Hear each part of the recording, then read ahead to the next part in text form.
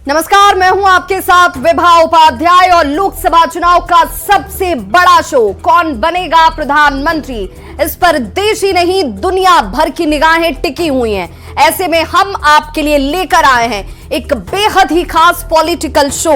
इस बुलेटिन में हम आपको 4 अलग अलग सेगमेंट्स में खबरें दिखाते हैं। सियासत की सबसे बड़ी खबर से लेकर नेताओं के बवाली बयान, सियासत से जुड़ी हुई वायरल तस्वीरों के साथ ही हम आखिर में फटाफट अंदाज में चुनावी चौबीसा भी आप तक पहुंचाते हैं। तो चलिए शुरू करते हैं आज का ये शो और सबसे पहले नजर आज की सबसे बड़ी चुनावी खबर पर।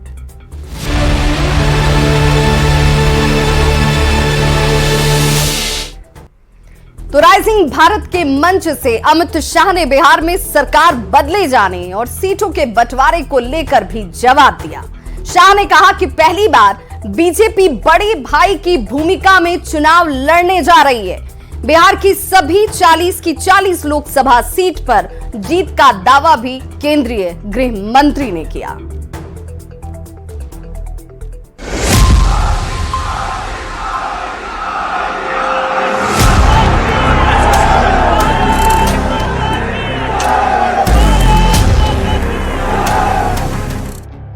लोकसभा चुनाव के समर में तमाम पार्टियां कूद पड़ी हैं।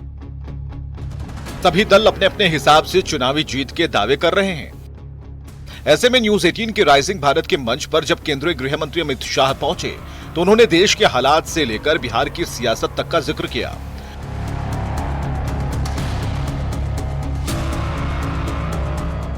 बिहार में लोकसभा चुनाव से पहले सरकार के गठबंधन बदलने पर भी बयान दिया। कहा, हम कहीं नहीं गए थे, गंगा किनारे ही खड़े रहे, नीतीश बाबू हमारे साथ आए। नीतीश बाबू हमारे साथ ज्वाइन हुए, हम तो जहां थे वहीं ही थे जी। हम गंगा किनारे पलट के वापस फिर हम गंगा किनारे ही थे, गंगा किनारे ही रहे, कोई हमारे साथ आकर मिला। नीतीश कुमार की पार्टी जेडीयू को 16 सीट दिए जाने पर शाह ने कहा, सीटों का गणित गठबंधन के तहत ही तय किया गया है। शाह ने कहा कि बीजेपी पहली बार नीतीश कुमार की पार्टी जेडीयू से ज्यादा सीट पर चुनाव लड़ रही है। इस बार बीजेपी की भूमिका बड़े भाई की है। तो 16 सीटें उनको दे दी आपने? नहीं, वो तो बिहार यूनिट का नेगोशिएशन का जो नतीजा है वो आपके सामने है। हम पहली बार नीतीश कुमार जी से ज्यादा सीटें लड़ रहे हैं जी। बड़े भाई की भूमिका में आए हैं, वो हमारे लिए बड़ी बात है और मुझे विश्वास है कि हम बहुत अच्छी तरह से बिहार में विजयी हैं। इतना ही नहीं, खुले मंच से अमित शाह ने फिर से दावा किया कि इस बार के लोकसभा चुनाव में एनडीए 400 का आंकड़ा पार करने जा रहा है। मुझे भी पूरा विश्वास है कि मोदी जी के नेतृत्व में भारतीय जनता पार्टी 370 पार करेगी, एनडीए 400 पार करेगी और फिर एक बार मोदी सरकार बनेगी। बिहार की सियासत को लेकर शाह ने दो टूक कह दिया कि बीजेपी के साथ नीतीश कुमार के आने से एनडीए का कुनबा और मजबूत हुआ है। लोकसभा की सभी सीट जीतने का भी दावा अमित शाह ने मंच से किया। Bureau report, news 18। Pashupati Kumar Paras अकेले और अलग थलग पड़ गए। बुधवार को पार्टी दफ्तर में कुछ ही नेताओं के साथ उन्होंने बैठक की। केंद्रीय मंत्रिमंडल से इस्तीफा देने के बाद पशुपति कुमार पारस के चारों सांसदों ने साथ छोड़ दिया। कयास तो ये लगाए जा रहे हैं कि वो अब अकेले या फिर इंडिया गठबंधन के साथ मिलकर चुनाव लड़ सकते हैं। केंद्रीय गृह मंत्री अमित शाह ने भी अब साफ कर दिया कि पारस के साथ समझौता अब संभव नहीं है। 5 सीट चिराग पासवान जी को दी पर पशुपति पारस को आपने डंप कर दिया। कोई उनके संग भी समझौता हो सकता है? अभी उन्होंने रिजाइन भी कर दिया आपकी मंत्रालय मिनिस्ट्री। अब समझौते की गुंजाइश नहीं रही, कम रह गई है, लगभग नहींवत है। अच्छा था अगर परिवार पूरा साथ में।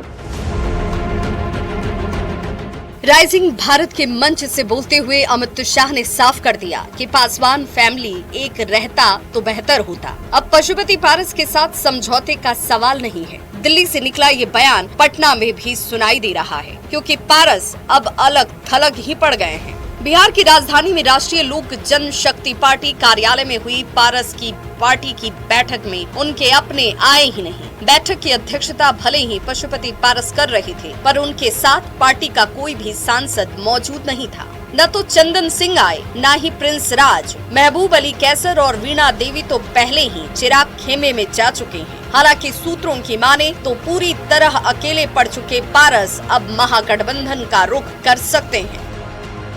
हमारे राष्ट्रीय अध्यक्ष का जो राजनीतिक सफर है वो बहुत लंबा है और बिहार और देश की राजनीति में जब लोग अकेले चलते हैं तो इतिहास भी गवाह है कि लोग आते जाते हैं और कारवां बनता जाता है।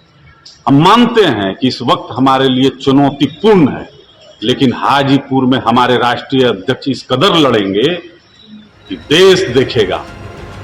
केंद्रीय मंत्रिमंडल से इस्तीफा देने के बाद पशुपति के 4 सांसदों ने साथ छोड़ दिया। पारस को लेकर ये कयास लगाए जा रहे हैं कि वो अब अकेले या फिर इंडी गठबंधन के साथ मिलकर चुनाव लड़ सकते हैं, लेकिन अभी पशुपति पारस की तरफ से कुछ भी स्पष्ट नहीं किया गया है। हाजीपुर सीट से बार बार पारस ताल ठोकने की बात कहते रहे हैं। ऐसे में चिराग पासवान के एनडीए की तरफ से हाजीपुर से चुनाव लड़ने की घोषणा ने हाजीपुर की जंग को और भी रोचक बना दिया है।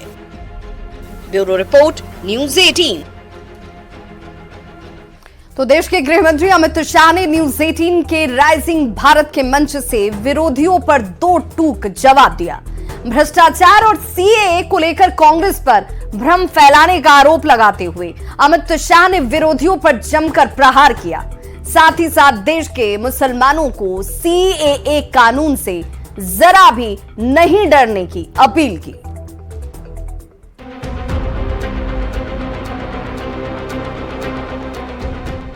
केंद्रीय गृह मंत्री अमित शाह ने न्यूज़ 18 के राइजिंग भारत के मंच से विरोधियों पर करारा प्रहार करते हुए सबसे पहले कहा कि चुनावी बॉन्ड को लेकर कांग्रेस देश में भ्रम फैला रही है।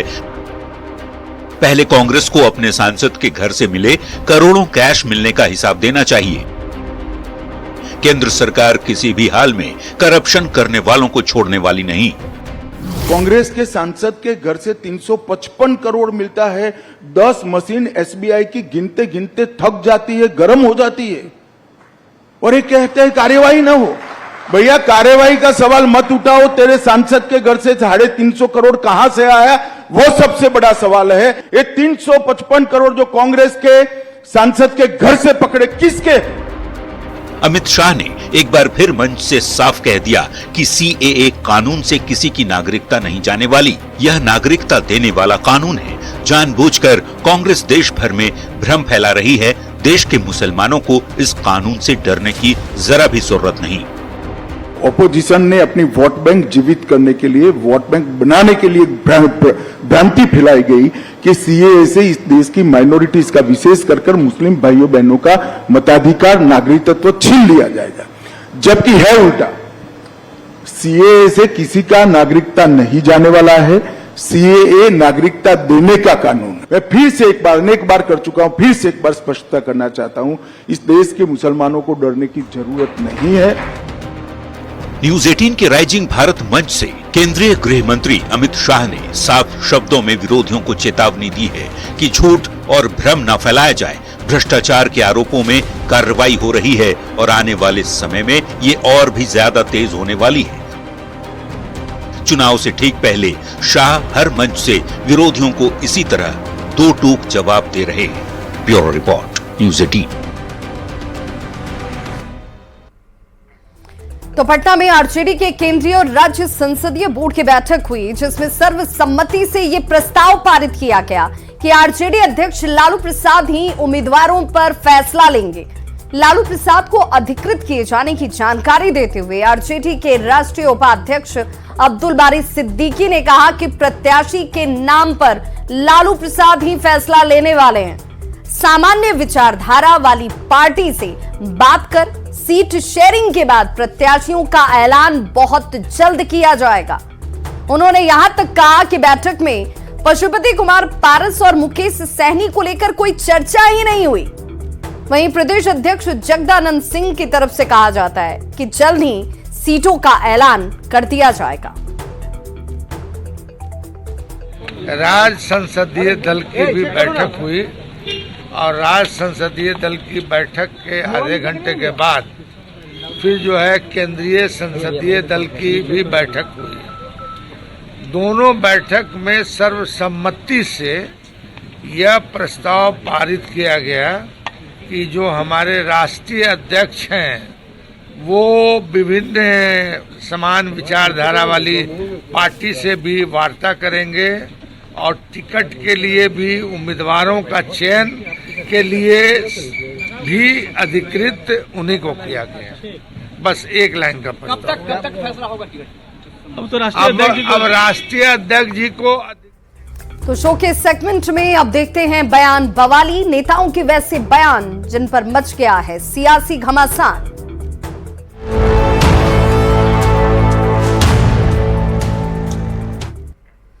शिवसेना यूबीटी नेता संजय राउत ने पीएम मोदी पर बेहद विवादित बयान दे डाला। महाराष्ट्र के बुल्ढाना में एक सभा को संबोधित करते हुए संजय राउत ने पीएम मोदी की तुलना औरंगजेब से करते हुए कहा कि महाराष्ट्र में शिवाजी महाराज का जन्म हुआ था और औरंगजेब का जन्म गुजरात में हुआ।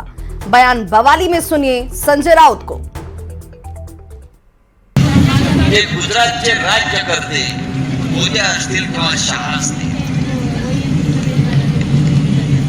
महाराष्ट्रात शिवाजी महाराज जन्माला आले आणि औरंगजेबाचा जन्म गुजरातमध्ये झाला।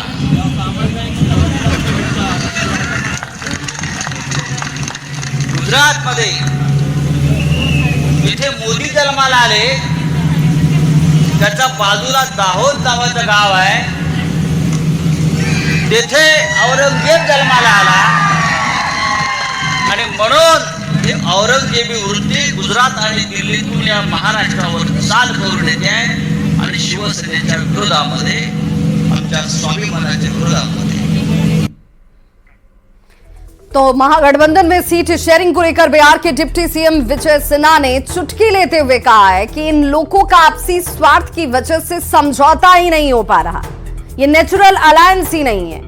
वहीं अशोक महतो पर विजय सिन्हा ने कहा कि आरजेडी का शुरू से नेचर रहा है कि बाहुबलियों का प्रयोग कर बिहार की जनता को डराया जाए। विजय सिन्हा ने कहा कि उन्होंने अशोक महतो को चुनाव में पस्त किया है। बिहार की 40 की 40 सीटें जीतेगी एनडीए। वहीं पप्पू यादव पर कहा कि आरजेडी में बाहुबली, ठेकेदार और अपराधियों का जमावड़ा है। भ्रष्टाचार युक्त वंशवादी परिवारवादी लोग जब निगेटिव एजेंडा लेकर चलेगा तो इनका स्वार्थ की टकराहट में सीट का बंटवारा क्लियर नहीं होगा। सब लोग डर रहे हैं कि कौन सा सीट लें जिसमें हमारी जीत की कोई संभावना बन सके, लेकिन सच्चाई है कि बिहार में एक भी सीट उनका जीत की स्थिति नहीं बन रही है, इसलिए वहां पोह की स्थिति है, इसलिए सीट का बंटवारा नहीं हो पा रहा है। अशोक महतो को आज लालू यादव ला रहे हैं, उस अशोक महतो से विजय सिन्हा 2003 में लालू जी की ही सरकार थी, चुनाव लड़ चुका है और उस समय उनको भी पस्त किए हैं। बड़े बड़े क्रिमिनल से भी हम लोग चुनाव लड़े हैं। मुंगेर हो या 40 सीट बिहार का हो, बीजेपी के पक्ष में, देश के प्रधानमंत्री नरेंद्र मोदी जी के पक्ष में जनता का आशीर्वाद है। तो पहले से राजद में तो बाहुबलियों का ही जमघट है। राजद में कौन लोग है जो ठेकेदार है, बाहुबली है, या जो सत्ता में जनता की गाढ़ी कमाई लूटने वाले की जामात। जेएमएम विधायक सीता सोरेन के बीजेपी में शामिल होने पर बीजेपी सांसद निशिकांत दुबे का बयान सामने आया। उन्होंने कहा कि सीता सोरेन के सब्र का बांध टूट गया था और इसीलिए वो बिना शर्त बीजेपी में शामिल हुई, क्योंकि हेमंत सोरेन ने अपनी पत्नी कल्पना सोरेन को आगे बढ़ाने के लिए अपने भाई की पत्नी सीता सोरेन को पीछे धकेल दिया। ये क्या है, उनके जो पति हैं दुर्गा सोरेन, वो आंदोलनकारी रहे हैं। इस पार्टी को बनाने में उनका बहुत बड़ा योगदान रहा है, लेकिन जब से हेमंत सोरेन जी पार्टी में आए, पार्टी की कमान उन्होंने संभाली, मुख्यमंत्री बने, उप मुख्यमंत्री बने, इन्होंने केवल भ्रष्टाचार किया, पार्टी के कार्यकर्ताओं को ध्यान नहीं दिया। किन परिस्थितियों में दुर्गा सोरेन जी की हत्या हुई, उसका सीबीआई इंक्वायरी के लिए लगातार डिमांड करती रही, उसके बारे में भी कुछ नहीं एक्शन लिया। और लीपा पोती की जो एक कोशिश होती रही, और दिन प्रतिदिन इनके सीता सोरेन और उनकी दोनों बेटी राजश्री और जयश्री कैसे पीछे चले जाएं, बैक बर्नर में चले जाएं, अपनी पत्नी कल्पना सोरेन को कैसे आगे बढ़ाएं। यही उनका मुख्य उद्देश्य रहा। और फाइनली सब्र का जब बांध टूट गया तो उन्होंने भारतीय जनता पार्टी ज्वाइन कर लिया। हम भारतीय जनता पार्टी परिवार में उनका स्वागत करते हैं। प्रधानमंत्री के सेगमेंट में देखते हैं ऐसी तस्वीरें जो सियासत के लिहाज से सोशल मीडिया पर हैं तेजी से वायरल।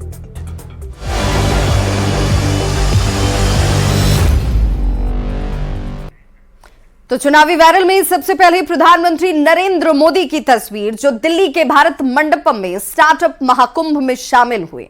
इसमें हजारों स्टार्टअप से जुड़े हुए लोग मौजूद थे। तो भारत मंडपम की तस्वीर जहां पर स्टार्टअप महाकुंभ लगा और यहां पर प्रधानमंत्री नरेंद्र मोदी पहुंचे, जिसमें हजारों स्टार्टअप से जुड़े हुए लोगों की मौजूदगी आपको नजर आ रही होगी।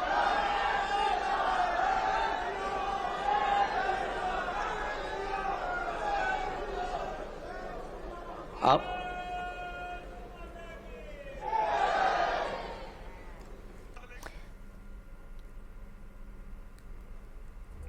तो करनाल के घरौंडा में भाजपा की विजय शंखनाद रैली में हरियाणा के मुख्यमंत्री नायब सिंह सैनी और पूर्व मुख्यमंत्री मनोहर लाल खट्टर शामिल हुए। मंच पर सीएम नायब ने खट्टर के 3 बार पैर भी छुए। लेके जाना बहुत ही ओजस्वी हमारे भाई मुख्यमंत्री जी ने, जो नायब सैनी जी ने दिल के भाव रखे और उनके एक एक शब्द से श्रद्धा और प्रेम झलक रहा था। सभी लोग पंजाब के फिरोजपुर में अकाली दल प्रमुख सुखबीर सिंह बादल ने पंजाब बचाओ यात्रा आयोजित की, जिसकी तस्वीर आप इस वक्त देख रहे हैं। तो गाड़ियों के लाव लश्कर के साथ ये पंजाब बचाओ यात्रा। तो अकाली दल प्रमुख सुखबीर सिंह बादल ने पंजाब बचाओ यात्रा निकाली।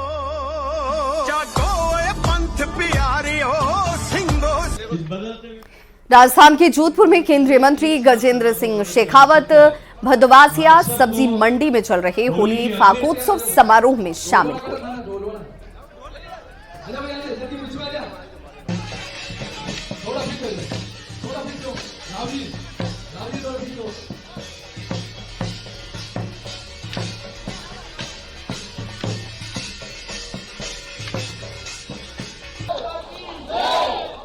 तो वहीं तेलंगाना के राज्यपाल और पुडुचेरी के उपराज्यपाल पद से इस्तीफा देने के 2 दिन बाद तिमिलसाई सुंदरराजन फिर से भाजपा में शामिल हो गई।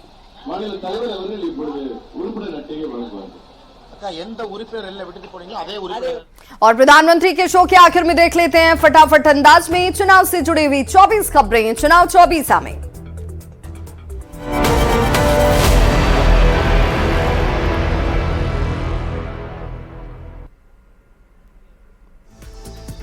तो न्यूज 18 के मंच राइजिंग भारत पर केंद्रीय गृह मंत्री अमित शाह का बड़ा बयान, किसी भी कीमत पर भ्रष्टाचार बर्दाश्त नहीं। विचारों के सबसे बड़े मंच राइजिंग भारत में चिराग पासवान और पशुपति कुमार पारस के बीच विवाद को लेकर अमित शाह का बयान, बोले दोनों एक साथ हो जाते तो बेहतर होता। न्यूज 18 पर गृह मंत्री अमित शाह का बड़ा बयान, कहा बिहार में बड़े भाई की भूमिका में है बीजेपी, बिहार की 40 की 40 सीट जीतना लक्ष्य। चीन के दावे पर अमित शाह की 2 टूक, देश की 1 इंच जमीन किसी भी सरहद पर कोई नहीं ले सकता। जवाहरलाल नेहरू के समय चीन ने हड़पी थी जमीन। पिता रामविलास पासवान की परंपरागत हाजीपुर सीट से ही चुनाव लड़ेंगे चिराग पासवान, दिल्ली में एलजेपीआर के संसदीय बोर्ड की बैठक में ऐलान। राष्ट्रीय अध्यक्ष लालू प्रसाद यादव और तेजस्वी यादव की अध्यक्षता में आरजेडी संसदीय दल की बैठक, पूर्व मुख्यमंत्री राबड़ी देवी, भाई वीरेंद्र सहित कई नेता बैठक में हुए शामिल। आरजेडी अध्यक्ष लालू प्रसाद उम्मीदवारों पर फैसला लेने के लिए किए गए अधिकृत आरजेडी संसदीय बोर्ड की बैठक में सर्वसम्मति से प्रस्ताव पास। महागठबंधन में सीट शेयरिंग को लेकर आरजेडी प्रदेश अध्यक्ष जगदानंद सिंह का बड़ा बयान, 1-2 दिनों के अंदर होगा सीटों का ऐलान। आरजेडी और कांग्रेस की बैठक के बाद सीट शेयरिंग पर आरजेडी सांसद मनोज झा का बयान, कहा काफी हद तक सहमति बन गई है, इंडिया अलायंस जीतने की क्षमता पर दे रहा ध्यान। उपेंद्र कुशवाहा ने नाराजगी की खबरों को किया खारिज, कहा बिहार की सभी 40 सीटें जीतेगा एनडीए, 0 पर आउट होगा महागठबंधन। जन अधिकार पार्टी का कांग्रेस में विलय, पूर्णिया से चुनाव लड़ेंगे पप्पू यादव। चुनावी बॉन्ड पर अमित शाह का विपक्ष को करारा जवाब। राइजिंग भारत के मंच पर बोले गृह मंत्री, इंडिया अलायंस को भी मिला 6,000 करोड़ का चंदा। सूत्रों के हवाले से खबर, पार्टी में अकेले पड़े पशुपति कुमार पारस, वीणा देवी, महबूब अली कैसर पहले ही चिराग खेमे में, चंदन सिंह और प्रिंस राज भी चिराग गुट में जाने की कर रहे तैयारी। केंद्रीय मंत्री गिरिराज सिंह ने राहुल गांधी पर साधा निशाना, बोले सनातन धर्म की भावनाओं को ठेस पहुंचा रहे राहुल गांधी। लोकसभा चुनाव से पहले झारखंड बीजेपी को झटका, मांडू से विधायक जेपी पटेल कांग्रेस में शामिल। झारखंड में ओवैसी की पार्टी की एंट्री से रोचक हो सकता है मुकाबला। रांची, गोड्डा सहित 6 सीटों पर प्रत्याशी उतारने की तैयारी में एआईएमआईएम। बीजेपी पर राहुल गांधी की टिप्पणी मामले में झारखंड हाईकोर्ट ने राहुल गांधी की गैर जमानती वारंट पर लगाई रोक। चाईबासा सिविल कोर्ट ने जारी किया था वारंट। अंबा प्रसाद पर छापे के बाद कड़ियों को जोड़ने में जुटी ईडी, करीबी पंकज नाथ से पूछताछ। बर्लिन अस्पताल मामले में प्रीति कुमार से भी सवाल जवाब। बीजेपी में शामिल हो चुके सीता सोरेन के दुमका सीट से उतरने की संभावना पर जेएमएम ने दी कड़ी प्रतिक्रिया। प्रवक्ता मनोज पांडे ने कहा, सीता सोरेन ने परिवार के खिलाफ षड्यंत्रकारियों से मिलाया हाथ। गोड्डा में बीजेपी कार्यकर्ता सम्मेलन के दौरान बीजेपी सांसद निशिकांत दुबे ने विपक्षी उम्मीदवार की घोषणा नहीं होने पर कसा तंज, कहा पार्टी में कोई चुनाव लड़ने लायक ही नहीं। नवादा के बाहुबली और कुख्यात रहे अशोक महतो ने 62 साल की उम्र में की चुपके से शादी। मुंगेर की रहने वाली अनीता देवी से करौटा के जगदम्बा मंदिर में हुई शादी। अपने दुल्हन को लेकर अशोक महतो पहुंचे लालू प्रसाद से मिलने। मुलाकात के बाद आरजेडी के टिकट पर पत्नी को लोकसभा चुनाव लड़ाने की जताई इच्छा। नवादा के रहने वाले कुख्यात और बाहुबली अपनी पत्नी को लड़ाना चाहते हैं चुनाव। मुंगेर से पत्नी को चुनाव लड़ाने के लिए ही 2 दिन के अंदर कर ली शादी। दिल्ली के भारत मंडपम में स्टार्टअप महाकुंभ को पीएम मोदी ने उद्यमियों को किया संबोधित, कहा भारत में स्टार्टअप कल्चर का ट्रेंड बढ़ रहा। तो प्रधानमंत्री के इस खास पेशकश में इतना ही, लेकिन न्यूज़ 18 पर खबरों का सिलसिला लगातार जारी है।